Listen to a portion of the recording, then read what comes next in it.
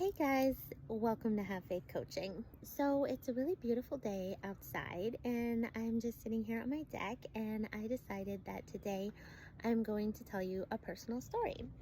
So I actually had something really bad happen to me months and months ago, and it had nothing to do with my immediate family or anything like that, thank goodness, but it was basically a complete and utter betrayal of the most blatant kind. And it was the type that you can't even say there was a gray area, like, oh, maybe they didn't know this or maybe they thought that. No, definitely not. It was just a complete 100% betrayal after literally decades on my part of nothing but good faith and consideration and kindness. So it really, really hurt. And I just kind of went into my little cocoon and I retreated and I just zipped it up and I didn't let anyone in and I didn't come out. And it was so weird because that's just not the type of person that I am at all. I'm really outgoing, I'm really positive, I'm really happy all the time. And I was just so angry and resentful, and I was posting angry and bitter things on Instagram to the point where I had family members reaching out to me and they're like, are you okay? Like, what's going on? And I was like, oh yeah, I'm just great. Let me tell you what actually happened. And I was so resentful of what had happened because what happened caused me to actually question my entire worldview and who I am as a person, because I was just like, well, if I'm gonna be nice and kind and hardworking and considerate and actually really care about people, and this is how they're gonna treat me in return, then like, what's the point? So it caused me to question how I saw the world, and it caused me to question how I was as a person. I was just like, why even bother? Why try? I might as well just stay holed up here and just be a hermit and not really give a damn about anybody.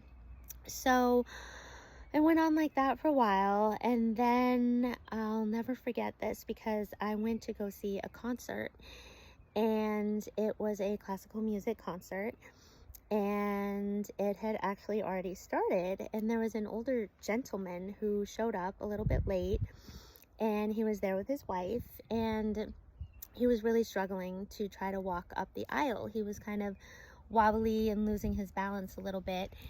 And so I wasn't seated on the edge. I was kind of more towards the middle of my row, but I saw every single person who was seated on the edge, they just spontaneously reached out their hands to this guy. And it wasn't even just like one or two people, it was everybody in every row reached out their hands to this guy to help steady him and help him get to his seat. And he also took their hands. He unabashedly accepted their help. And it was a turning point for me just because the key to that was the fact that everybody did it spontaneously. They didn't have time to sit there and think, okay, what's in it for me? What am I going to gain from doing this? They just did it out of the goodness of their heart. So I started to think, okay, maybe there are still some good people out there.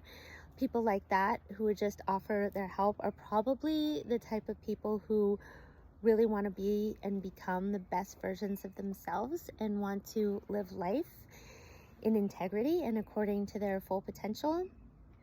And if there are people like that elderly gentleman who are willing to just so easily accept that help, then maybe there are some people out there who would be willing to accept my help, to take advantage of what I like to see as my abilities to help people, to guide people to become that best version of themselves and to achieve everything that they want to achieve. So that was a real turning point for me, and that is basically why I decided to dramatically shift the course of my life and to become a life coach and get certified, because I thought, okay, well, there are still people out there who want to be the best versions of themselves, and there are still people out there who are willing to accept guidance. So why don't I just give it a shot? And so that is basically why and when I decided to become a life coach. And then, once you get into it, you get your life coaching certification, and then you find out about all the different niches. So then I became a happiness coach, a confidence coach, a CBT coach, a transformation coach. So now I have all the things and I'm ready, and I feel like I've been able to help a lot of clients, and I'd love to help even more. And today I just decided to share my story and just give you guys a little something personal about me. So if anyone can relate to that, if you've ever had something like that happen to you, I kind of feel like it's a rite of passage for everybody to get totally screwed over in a huge way at least once in their lives. And I know that sounds bad, but I kind of feel like it makes you reevaluate your perspective, and it makes you really think about how you want to see the world and what your outlook is going to be and what you're going to do about it and what you're going to do in the world and what kind of person you're going to be. So I almost feel like everybody does have to go through something like that at least once, and I counted myself really fortunate that I had lived 40 something years without that actually ever happening to me. Um, so it's the price of not being able to see everything through rose-colored glasses, but it's worth it. And so if that resonates with anybody, then I'm happy, I'm glad, and I hope you guys have a great rest of your day.